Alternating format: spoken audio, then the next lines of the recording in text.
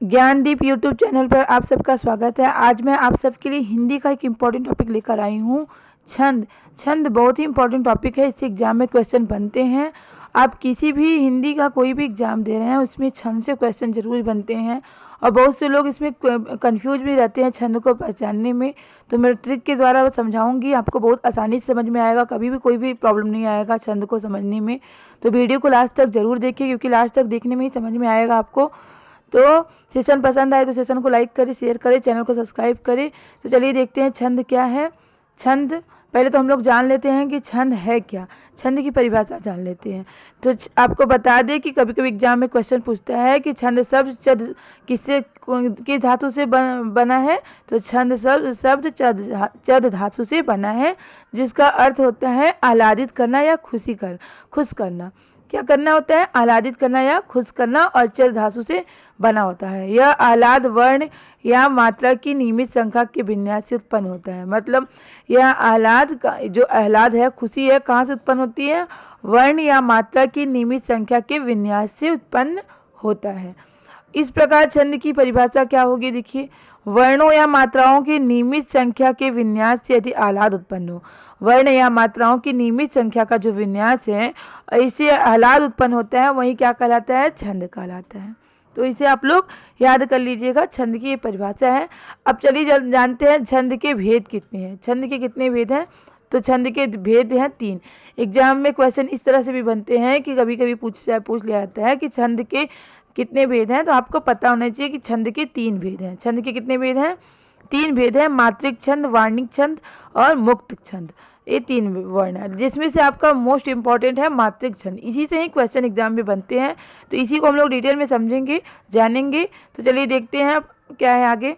तो छंद के अंग कितने हैं जान लेते हैं। पहले मात्रिक छंद पढ़ने से पहले हम लोग छंद के अंग कितने हैं जान लेते हैं। छंद के 6 अंग हैं, चरण या पाद, वर्ण या और मात्रा, यति, गति, तुक, गण। जिसमें से आपका ये 3 मेन होता है, यति, गति, तुक। यति का क्या मतलब है, गति का क्या मतलब है, तुक का क्या मतलब है, इससे एग्जाम में क्वेश्चन बनते हैं। ये सारे छंद के अंग है, लेकिन ये 3 आपका मेन है। अब यति, गति, तुक क्या है? यति, गति, तुक छंद में नियमित वर्ण या मात्रा पर सांस लेने के लिए रुकना पड़ता है। रुकने के स्थान को ही क्या कहा जाता है? यति कहा जाता है। मतलब छंद में जो नियमित वर्ण या मात्रा होते हैं, तो कहीं पे हम लोग को सांस लेने के लिए क्या होता है? रुकना पड़ता है। तो जहाँ पे हम लोग रुकते हैं वही क्या कहलाता है? यति कहलाता है। एग्जाम्पल के लिए हम लोग देख लेते हैं, यहाँ पे एक दोहा दिया हुआ है, पवन तनय संकट हरन मंगल मूर्ति रूप। पवन तनय संकट हरन, यहाँ पे हम लोग को रुकना पड़ा, सांस लिए तो रुकना पड़ा, यही आपको क्या कहलाया? यति। यति क्या कहलाया? मंगल मूर्ति रूप, राम लखन सीता सहित। सहित यहाँ हम लोग बोल के थोड़ा देर के लिए रुक रहे हैं, सांस ले रहे हैं, तो यही आपका क्या कहलाता है? यहीं पे हम लोग विराम ले रहे हैं, यही आपका यति कहलाता है। यति यानी विराम कहलाता है। तो ये हो गया यति। अब हम लोग जान लेते हैं गति क्या है। गति का अर्थ होता है लय या प्रवाह। जो हम लोग लय से प्रवाह से दोहा को बोलते हैं या पद को बोलते हैं, वही क्या कहलाता है? गति कहलाता है। वार्णिक छंदों में इसकी आवश्यकता नहीं होती है, लेकिन मात्रिक छंदों में इसकी आवश्यकता होती है। तो वार्णिक छंदों में इसकी आवश्यकता नहीं होती है, किसकी? गति की, लेकिन मात्रिक छंदों में इसकी आवश्यकता होती है। वार्णिक छंद एग्जाम में क्वेश्चन ऐसे बनेगा कि गति की वार्णिक छंदों में आवश्यकता होती है नहीं, तो ऑप्शन दे देगा कई सारे, गति की किस छंद में आवश्यकता नहीं होती है, तो आपको ऑप्शन दे देगा, तो आप वार्णिक छंद में टिक कर देंगे। अब यहाँ पे दोहा देखिए कैसे हम लोग गति को पहचानेंगे। गति क्या है? गति है लय प्रवाह। जैसे यहीं पे दोहा दिया है, पवन तनय संकट हरन मंगल मूर्ति रूप, राम लखन सीता सहित हृदय बसहु स्वरूप। लेकिन इसको अगर हम लोग लय के साथ बोलेंगे तो ऐसे बोलेंगे, पवन तनय संकट हरन मंगल मूर्ति रूप, राम लखन सीता सहित हृदय बसो सुरभूप। तो ये जो हम लोग लय में प्रवाह में बोले हैं, यही क्या कहलाता है? गति कहलाता है। तो ये यति हो गया, गति हो गया। अब तुक के बारे में जान लेते हैं। तुक क्या है? चरणों के अंत में एक जैसे वर्णों की आवृत्ति को तुक कहते हैं। अब एक जैसी आवृत्ति देखो, अंत में क्या होता है, एक जैसी आवृत्ति होती है। जैसे यहाँ अंत में क्या है, रूप, मंगल मूर्ति रूप, और दूसरी लाइन में क्या है, हृदय बसो सुर भूप, रूप भूप एक जैसी आवृत्ति है ना, तो यही क्या कहलाता है, तुक कहलाता है। रूप भूप लास्ट में का जो वर्ड रहेगा वो क्या होगा, मिलता जुलता रहेगा, तो इसी को क्या बोलेंगे, तुक कहलाते हैं। संस्कृत छंद में तुक का महत्व नहीं होता है, लेकिन तुक ही छंद का प्राण। संस्कृत जो छंद होते हैं उसमें तुक का महत्व नहीं होता है, लेकिन तुक ही छंद का प्राण होता है। क्यों? क्योंकि जो बनता है लास्ट में जो वर्ड, उसी से तुक बनता है, तो क्या होता है, छंद का प्राण कहलाता है। अब गण क्या होते हैं, 3 मात्रिक वर्णों के समूह को गण कहते हैं। गणों की संख्या कितनी होती है, 8 होती है। तो इसे आप लोग नोट कर लीजिएगा। अब चलिए जानते हैं मात्रिक छंद। मात्रिक छंद के बारे में हम लोग जानते हैं। मात्रिक छंद क्या है? मात्रिक छंद जानने से पहले हम लोग लघु और गुरु के बारे में जान लेते हैं, क्योंकि मात्राओं को गिनने के लिए हम लोग को लघु और गुरु को जानना जरूरी होगा। तो लघु कौन कौन से होते हैं? अ, ई, उ, री, यानी जो हर्ष स्वर होता है वही आपका क्या होता है, लघु। अगर आप हर्ष स्वर जानते होंगे तो हर्ष स्वर ही लघु होता है। तो अ, ई, उ, री इतना लघु होता है, और आ मतलब छोटा जो भी होता है और लघु होता है। आ, बड़ी ई, ए, ऐ, ओ, औ, उ और अनुस्वार विसर्ग, ये इतना क्या होता है, गुरु। तो लघु के लिए जब मात्राओं को हम लोग गिनते हैं तो लघु के लिए 1 करते हैं और गुरु के लिए 2 गिनते हैं। लघु के लिए 1 गिनते हैं और गुरु के लिए 2 गिनते हैं। तो आप इसे दिमाग में बैठाइएगा कि लघु क्या होता है, गुरु क्या होता है। अ, ई, उ, री, बस ये 4 छोड़ के और जो भी होता है आपका गुरु होता है, जिसमें अनुस्वार और विसर्ग भी होता है। तो आप लघु गुरु दिमाग में बैठाइएगा, क्योंकि अभी आगे हम मात्राओं को गिनना सिखाएंगे आपको कि दोहा में हम लोग कैसे मात्राओं को गिनते हैं। तो अब मात्रिक छंद के प्रकार कितने हैं? मात्रिक छंद के बारे में हम लोग जान रहे हैं कि मात्रिक छंद के प्रकार कितने हैं। सममात्रिक छंद, अर्धमात्रिक, विषम मात्रिक। मतलब ये मात्रिक छंद कितने प्रकार के होते हैं? तो मात्रिक छंद 3 प्रकार के होते हैं, सममात्रिक, अर्धमात्रिक और विषम मात्रिक। तो हम लोग सममात्रिक के बारे में पहले पढ़ेंगे। आप जो मात्रिक छंद है यही मेन है, आप इसी को डिटेल में जानकारी इसकी रखेंगे। तो मात्रिक छंद में सममात्रिक छंद आता है। क्या आता है? सममात्रिक छंद। तो इसके बारे में हम लोग जान लेते हैं। तो सममात्रिक छंद कौन कौन से होते हैं? दोहा, रोला, गीत, हरिगीत। क्या, लेकिन इसको हम लोग याद कैसे रखेंगे? इस ट्रिक के द्वारा हम लोग इसको याद रखेंगे। चारों गीत हरिगीत का, चारों गीत हरिगीत का। तो चा से हो गया आपका चौपाई, रो से हो गया रोला, गीत से हो गया गीतिका, और हरि गीतिका तो हरि गीतिका है ही। तो ये आपका ट्रिक है जिससे आप मात्रिक छंद कौन कौन से होते हैं उसको आप याद रखेंगे। तो चौपाई में कितनी मात्राएं होती हैं? 16। रोला में कितनी मात्राएं होती हैं? 24। गीतिका में 26 और हरि गीतिका में 28। ये आप लोग याद रखिएगा, क्योंकि एग्जाम में ऐसे ही पूछ लेता है चौपाई में कितनी मात्राएं होती है, रोला में कितनी मात्राएं होती हैं, गीतिका में कितनी मात्राएं होती हैं, हरि गीतिका में कितनी। तो इसे आप लोग स्क्रीनशॉट ले लीजिए या नोट कर लीजिए, क्योंकि इस तरह से एग्जाम में क्वेश्चन बनता है। तो चौपाई के बारे में हम लोग जान लेते हैं। चारों गीत हरि गीतिका के दौरान आप याद रखेंगे कि चौपाई, रोला, गीत, हरि गीतिका, ये चारों क्या है?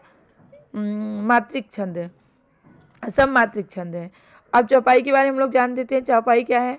सममात्रिक छंद है। प्रत्येक चरण में मात्राएं कितनी होती हैं? 16 होती हैं।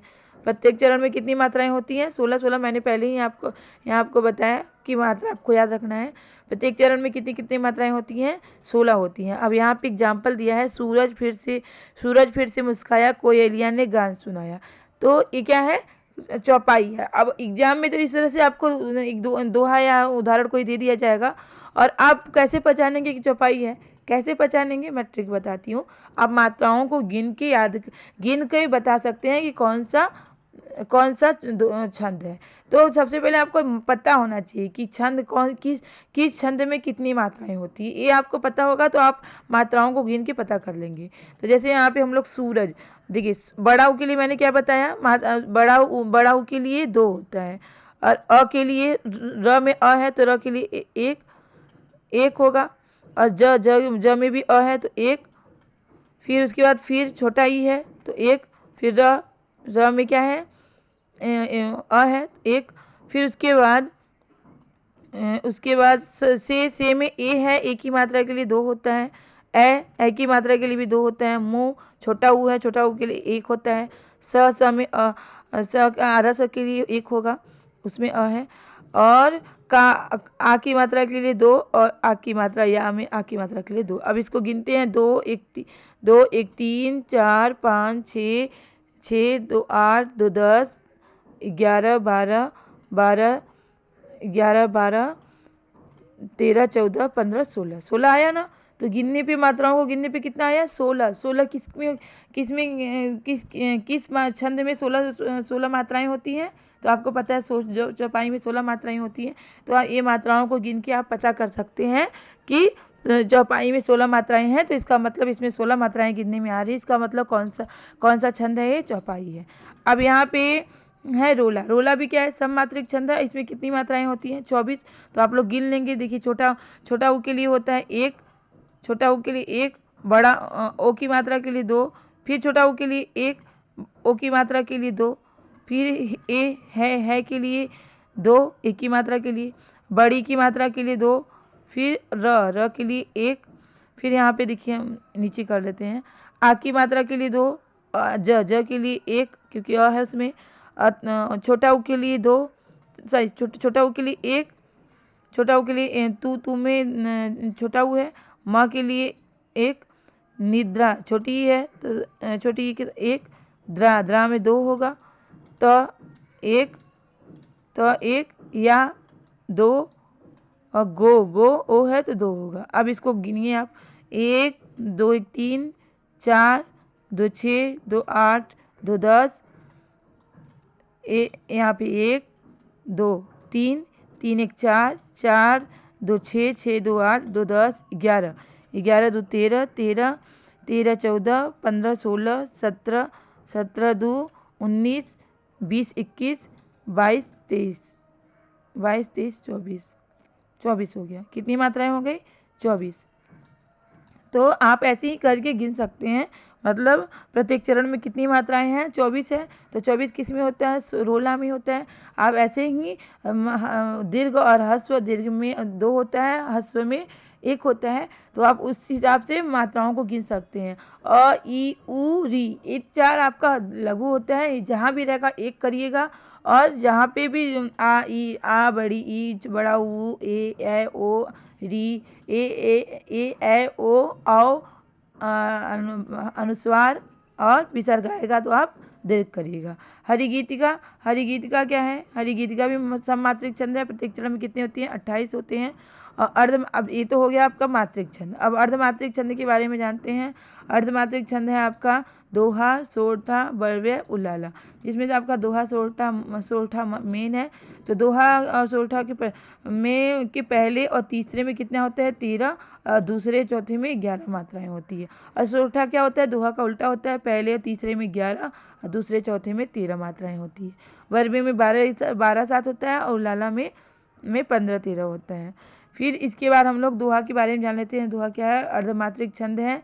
और आपको मैंने पहले बताया, पहले और तीसरे में 13 मात्राएं होती हैं, दूसरे चौथे में 11 मात्राएं होती हैं। मेरी भव बाधा हरो राधा नागरी सोय, जातन की छाई पड़ी राम श्याम हरि दुत होय। तो मात्राएं आप गिन के पता कर सकते हैं। पहला यानी इसमें, पहले और तीसरे में क्या होती है? 11, यानी इसमें और इसमें, ये पहला दूसरा तीसरा चौथा हुआ ना। तो इसमें 13 होगा, और ये दूसरा है, और ये क्या है? चौथा है। तो इसमें आपका 11 मात्राएं होंगी। आप गिन के देख सकते हैं। जैसे यहाँ पहला वाला देखिए, अगर 13 आएगा तो ए की मात्रा के लिए 2, बड़ी की मात्रा के लिए भी 2, अ के लिए 1, फिर यहाँ भी अ के लिए 1, आ के लिए 2, फिर धा के लिए भी 2, फिर ह के लिए कितना? 1, और रो के लिए भी कितना? रो के लिए 2। तो यहाँ पे ये देखिए, 2 2 4 5 6 2 8 2 10 11 11 2 13 13 मात्राएं आई ना। तो इसका नीचे वाला भी गिनेंगे, तीसरा नंबर, तो ये भी आपका 13 आएगा, और ये दूसरा गिनेंगे तो 11 आएगा, और ये चौथा गिनेंगे तो 11 आएगा। तो मतलब पहला 4 होते हैं, 4 चरण होते हैं। मतलब इसमें आपका पहला और तीसरा क्या होता है? 13 होता है, और दूसरा और चौथा आपका 11 मात्राएं होती है। इसको पहला बोलेंगे, इसको दूसरा, तीसरा, चौथा। अब सोरठा क्या होता है, दोहा का उल्टा होता है। इसमें पहले और तीसरे में आपका 11 होगा और दूसरे चौथे में 13 मात्राएं होंगी। आप इसको गिन लीजिएगा, तरीका तो आपको बता ही दिए हैं, गिन के आप समझ जाएंगे। कोई भी आपको दोहा दिया रहेगा, मात्राओं को गिन के पता कर पाएंगे कौन सा छंद है। और आपको ये भी पता होना चाहिए कि किस छंद में कितनी मात्राएं होती है, तभी तो आप गिन के पता कर पाएंगे। अगर 11 आया, 13 आया या 24 आया, 28 आया, जो भी आया, तो आप गिन के ही तो पता कर पाएंगे कि इस छंद में इतनी मात्राएं होती हैं। तो 24 आया, इसका मतलब कौन सा मात्रा होगा। 13 आया तो 13 आया पहले तीसरे में, तो इसका मतलब दोहा होगा। 11 पहले तीसरे में आया तो इसका मतलब सोरठा होगा। तो इस तरीके से आप दिमाग में कर बैठा सकते हैं। 2-3 बार दिमाग में रखेंगे, पढ़ेंगे, तो फिर आपको हमेशा के लिए याद हो जाएगा। अब नोट देख लीजिए, दोहा एग्जाम में कभी कभी पूछता है क्वेश्चन कि दोहा का उल्टा क्या होता है, तो दोहा का उल्टा सोरठा होता है। इसे आप लोग दिमाग में बैठा लीजिएगा, दोहा का उल्टा सोरठा होता है। अब विषम मात्रिक छंद में क्या होता है, कुंडलियां और छप्पर, जिसमें कुंडलियां से एक क्वेश्चन तो अनेक बार पूछा गया है कि कुंडलियां किसका योग होता है, दोहा और रोला का। दोहा और रोला का योग ही कुंडलियां कहलाता है। छप्पर किसका होता है, रोला और उलाला का योग छप्पर कहलाता है। ये दोनों आप लोग दिमाग में बैठा लीजिए कि दोहा और रोला का योग क्या कहलाता है, कुंडलियां। मतलब एक दोहा एक रोला मिलके क्या बनता है, कुंडलियां बनता है। और एक रोला एक उलाला मिलके क्या बनता है, छप्पर बनता है। ये हुआ। और कुंडलिया क्या है, ये भी पूछता है कुंडलिया कौन सा छंद है, तो विषम मात्रिक छंद है। और एक दोहा एक रोला मिलके क्या बनता है, कुंडलिया बनता है। तो एक दोहा में आपको पता है कि 13-11, मतलब 13-11 कितना हुआ, 24 मात्राएं, और रोला में कितनी होती है, 24। तो एक कुंडलिया में टोटल कितनी मात्राएं होती हैं, तो 48। इन 24 को ऐड करने पे कितना होगा, 48। तो कुंडलिया में टोटल कितनी मात्राएं होती हैं, 48। तो इस तरीके से आपका क्वेश्चन है बनेगा। और इसे आप 2-3 बार पढ़ लेंगे, और इसी से क्वेश्चन पूछे जाएंगे। आप इसको 2-3 बार पढ़ने से आपको एकदम याद रहेगा, फिर भूलेगा भी नहीं। मेन मात्रिक छंद होता है जिससे किस तरह से क्वेश्चन पूछे जाते हैं, मात्राओं को गिनना आपको आना चाहिए। तो ये आपके सारे छंद के बारे में डिटेल जानकारी था। तो अगर उम्मीद है कि आपको छंद ज़रूर पसंद आया होगा, और इसी तरह के टॉपिक की तैयारी करने के लिए हमारे चैनल से जुड़े रहें। सेशन पसंद आए तो सेशन को लाइक करें, शेयर करें और चैनल को सब्सक्राइब करें। आपका लाइक, शेयर और सब्सक्राइब ही हमें मोटिवेट करता है इस तरह के क्वेश्चन लाने के लिए, इसी तरह के टॉपिक लाने के लिए, जिससे आपकी अच्छी तैयारी हो सके और अपने एग्जाम में सफल हो सके। तब तक के लिए मिलते हैं, बाय।